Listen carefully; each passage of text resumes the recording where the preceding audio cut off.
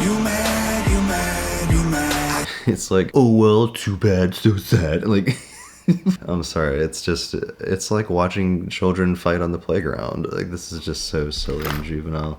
And of course, the rest of the world is laughing at us. Like, they see these biases in our reasoning. They see how we're conforming to these particular narratives and signaling to or virtue signaling to our particular groups. So this music video, Facts, has been out for a little while, and I think it's about time for a little bit of feedback. So as extreme as the content in this video is, I've decided to give this video an extreme title as well, The Anthem of the Intolerant Right.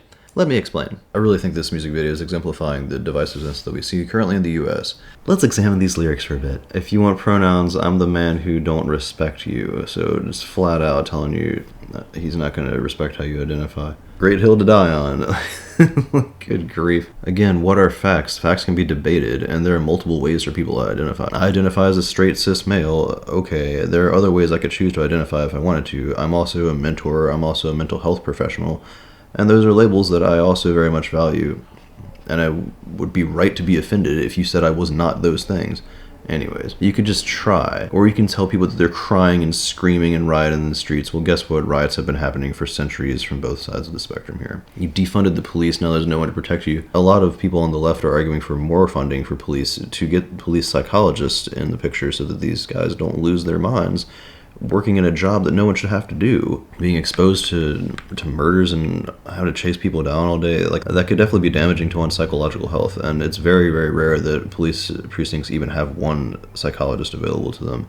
And if they do, they just come through once a year. Long story. I guess it's cool to be the victim while I'm gonna be the man. So again, I'm so much better than you, I'm stronger than you. I ask myself, what would Ben do? This is where it's just really rudimentary rap that's meant to be acting as a rallying cry. Yeah, now this video has 13 million views. Look at the graphs, look at my charts. You're blowing money on strippers and cars. Okay, so where are the charts and graphs that are leading towards evidence to suggest that people on the left are blowing money on strippers and cars? Isn't that what we're talking about with the more so the capitalist or the people that are in the having mode, as it's expressed, to the idea of acquisition of material gain after making all these finances and putting in your 50 to 60 hours a week? Now you're blowing money on cars. I don't care. Yeah, the main chorus is, I don't care if I offend you, I was put here to upset you. Sometimes it's useful for words to upset people. Sometimes it is useful for, I don't want to say public shaming, but to put people in their places. This is how we address bigots. We don't have any other options. The group rallies together and says, hey, we don't approve of that, and we're going to use our words in a strong way that will shake you out of your stupid, ignorant narrative. There is utility for that. But you're not the god of insults. You're not put here to upset people. That's a horrible mindset. And of course he's joking, yeah, I get it. But that's the rallying cry, or that's like this overall message of this piece of music. And of course the very first line is meant to stir up attention. They call me offensive, controversial. There's only two genders, boys and girls. I mean, of course we're going to be having this debate for a long time. But is that the hill you want to die on? You want to be the guy that's like, I got to call that person a boy when they're clearly identifying otherwise. All right. I did it! Like, great job. This is a social experiment that we're undergoing, and I believe this is something that really needs to be extrapolated upon. We're running this new system of, indeed, celebrating this free speech that we have in this country, and we're experiencing the consequences of that. We're, from both sides, we have the free speech being used to create new terms and new gender identities, and 640 diagnostic labels in the DSM-5. And we're applying them where we will. We're talking in ways that other countries and other nations have never seen before. And we're also adding to that social media, and we're having this artificial feedback mechanism where we send like likes and hearts. We're also seeing this being taken way too far on the right, and just people spouting off and saying whatever they think they can. Like, everybody is extremely strong in their feelings at the moment, and well, that's good. That's what creates change.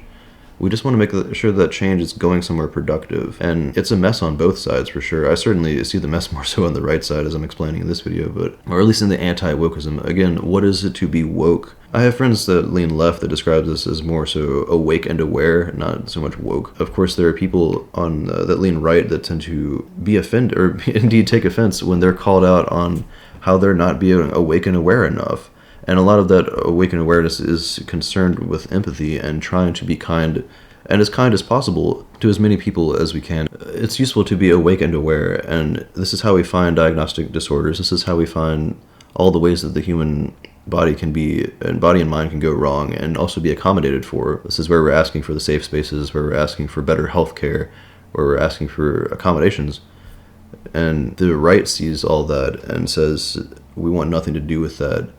This is complete nonsense. Y'all are just finding ways to be offended when people are just trying to find ways to be kind and empathetic towards each other and understand each other better. Of course, that can be taken too far. But what is too far? Well, it doesn't seem like the argument is that it's being taken too far. The argument from the right seems to be just anti all of that, anti-woke. You're talking in ways that make it sound like I have to change my behavior in order to accommodate for you, and I will not do that. You won't get me to change. Don't you tread on me. And so this is a huge problem because we want progress. And he's talking down the progressives or whatever. Yeah, you're progressive and all that.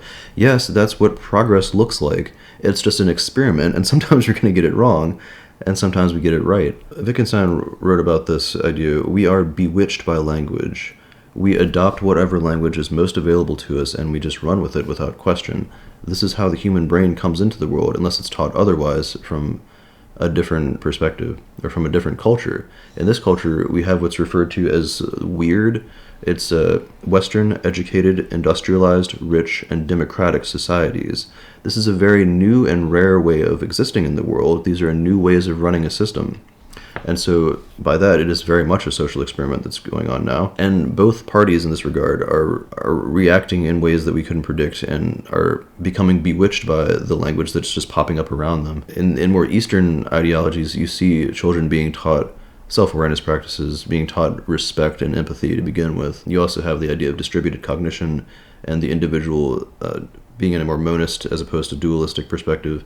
A shared consciousness among all the beings. The idea of individualism is much more prioritized in the West, and the idea of collectivism is much more in the East. This has been the history of philosophy over the ages, and the way things have developed since the branching of various philosophies and religious belief systems. And so we're more obsessed in the ego. We're more obsessed with the individual perspective and not respecting each other, not prioritizing empathy, and not prioritizing loving kindness and connection. Pratitya samutpada, the idea of dependent origination, as it's called in Buddhism, or in Hindi, I should say. That's completely foreign to us. It doesn't come up on our register. We're more about the acquisition, the industrialization, the acquiring of cars and cell phones and the latest and the greatest technology to exemplify the individual's worth, as opposed to spreading our money out more and trying to make it such that everybody can flourish, in eudaimonia, as it's called in Greek. Anyways, a bit of a rant there, I digress. So essentially, this is the opposite of trying to reach across the political divide. If we continue to not regard the way that our words affect other people, this is going to continue to exacerbate the divide that we have in this country. It's incredibly divisive. That's the word that keeps getting thrown around. And it would seem like this is kind of a commitment to that divisiveness, or a commitment to just not caring at all about how our words affect people. And before anybody says, please don't take it too seriously, bro, it's just a joke, I get that. I understand that this video is very silly and that it's meant to be taken as such. And yet what I see with the people that I talk to about this in the southern area of the country that I'm living with currently, the feedback that I get from a lot of people is that they're saying that this is indeed quite silly, but it's getting at real truths, man. Like, they're making some real points there, bro. And it's like, come on. Like, this is putting a clear voice to the kind of intolerance that we're seeing from the political right. And it's very unfortunate. As innocent and as funny as this video may come off, again, it doesn't take much to rally people around an ideology. And, well, as we've seen from Trumpism, as it's called, or just Trump supporters, I mean, we have that term popping up now. We have the term Trump supporter. We've never had any group of people referring to their president as being a supporter of their president. Like, that's a little concerning too. One could say this is putting a clear voice to the intentions of the intolerant right and what we could say is a conservative agenda. I really don't like using that term, but it does seem quite appropriate here. I mean, it's corny to say this, but if we do not start prioritizing empathy and loving kindness and trying to see other people's perspectives, then we're not going to get anywhere, and this divisiveness is just going to continue. And they're saying don't take it so seriously, and then on the other hand, they're saying this is a serious message. What these truths, and it's not getting at truths, it's getting at the idea of not being willing to listen to other people's opinions, which is pathetic and juvenile. And I'm sure once I upload this video, people will be calling me a special snowflake and all the insulting terms. And it's as if we're reverting back to childhood bullying times, and it's completely doing away with nuance and wanting to hear other sides of the story. And respect people's opinions and respect people's feelings. Yes, feelings and emotions are a factor in the way that you conduct yourself. This is something I talk about more on the channel and books that I'm writing now. When we run into these political opinions and differences in opinion that can just go ad infinitum, debates can be had forever. Whenever we run into these infinities, what we want to return to as a safety measure is respect and empathy. The alternative to that is bigotry and intolerance. We have to prioritize empathy and nuance and try and care more. If we don't care about the way that our words affect other people, then we're just going off of emotional, well, we're letting our emotions guide us in a way that's completely destructive and unproductive. It's counterproductive. We have to prioritize how we communicate and how we present ourselves so that our messages can be heard by different types of people. Otherwise, we're just preaching to our own choir. It's like we're signaling to people that this is my tribe and you can F off. I don't give a shit about what you think. I'm gonna beat my chest. What are you gonna do about it, bro? What you gonna do? You can't say anything because I figured out a way to say whatever I want. And there's nothing you can do. Freedom, can't do nothing about my free speech. Like, oh man, yes, free speech is so valuable. I mean, you look at so many countries that do not have that, and man, should we be grateful of that ability to be able to express ourselves to the fullest of our ability. That's such a valuable thing in this world, but it certainly can be taken too far. In my opinion, it's extremely juvenile to talk with no respect towards other people. It's what you see on the playground. It's what you see in bullying, and it's what Trump has been doing, and this is why I think this has been increasing. Trump does the name-calling thing where he'll say crooked Hillary or sleepy Joe Biden. Like, this is just, we elected this man. Like, what are we doing? I mean, this is why I believe we should really have more than just the democratic process and the electoral process. We need to have requirements for a president to at least have a year's worth of college in history, a year's worth of education in world economics and world politics. I mean, if we don't have like baseline requirements for people to run for president other than you have to be over 35 and born in the country, we're just going off of political opinion and the emotions of one side of people and really rudimentary, superficial, really stupid means of of choosing our world leaders. I should clarify, the sticks and stones metaphor, or the story that we're taught as kids, sticks and stones can break my bones, words will never hurt me, that is very useful, but it's useful when people are assholes and trying to hurt you with their words. It's so important to have integrity and confidence and resilience. I've spent hundreds of hours taking classes on how to teach people mindfulness and self-awareness such that other people's words won't hurt them. And I'm still able to keep this nuance and not completely go off the handle and just say whatever I want because I can do it because I have this right. Like, geez, you don't have to be that guy that hurts people with your words. You can do better. And this is directly evidenced in Ben Shapiro's debate with Destiny. Here, let's take an example. He has to catch himself when he almost slipped and said, what tends to happen in terms of government is people love arguing about the problems that can be solved by opening a wallet, and nobody likes to solve a problem by, closing their sex life to one person, for example. People love arguing about the problems that can be solved by opening their wallet instead of closing their legs. He almost said that, and he realized that he would not be taken seriously in a serious interview on the Lex Fridman podcast if he were to utter such juvenile nonsense. And he had to change it as he realized he was doing that. Not to get preachy or whatever, but Miguel Rodriguez in the book The Four Agreements talks about spreading the poison. This is kind of like a poison in ideologies, or as Gadsad puts it, the parasitic ideas. This is a parasitic idea and a poison that's infiltrating good, useful conversation. What a wonderful debate. Incredibly informative. I learned so much from that. And that moment, that completely distracted me. That shut down my confidence in what he was saying. It's literally counterproductive to a good political debate. This is seriously what's making us the laughingstock of the world.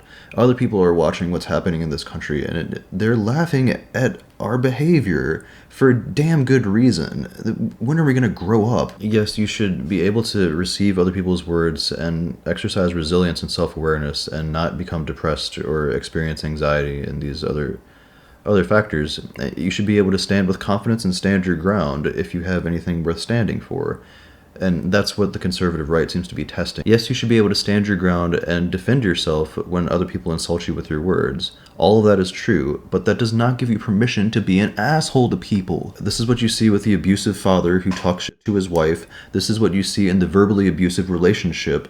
This is a downward spiral into anti-humanism. Like, I don't know how this is continuing, other than from the exacerbation from this divide that we're seeing, this political signaling thing that's going on, or this essentially like an anthem of the intolerant right. And if you're taking offense at what I'm saying right now, then that's going completely against what the whole point of this music video is saying. Although I don't think many people are going to take offense, they're probably just going to strongly disagree. So if you disagree, please leave me a shout in the comments, and let's have an actual conversation about this. Let's get some feedback going and actually flesh this issue out, because it's kind of like Sam Harris says. I don't mean to reference Sam Harris, but he put it really well. The only answer to our political problems is really more and better communication.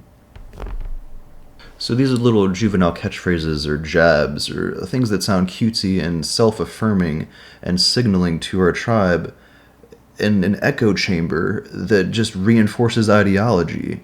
That does nothing for a productive conversation. It does nothing for trying to get people on the other side to understand where you're coming from. This is why we must prioritize empathy and professionalism in the way that we speak. Because if you don't keep that in practice, you will end up stumbling in the middle of making a point and have to rework the way that you're saying things. Like, what an incredible orator. And for him to like shut down like that, you can see how this is counterproductive. Of course, there are derogatory terms coming from both sides. You see the term bootstrapper or bootstrap puller from the left, but it seems pretty dang obvious now that it's mostly coming from the right, and it's mostly coming from the intolerant right, the people that are not willing to tolerate politically correct ways of speaking, or at least mature ways of speaking. What a lot of this banter seems to be getting at is the idea that we need to tough it out, we need to kind of suck it up and deal with the harshness of reality. Nature will chew you up and spit you out. It is red in tooth and claw.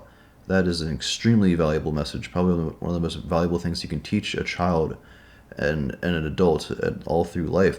We need to be reminded of this. But we're kind of avoiding that in the universities, and we're avoiding that in the use of safe spaces and all this.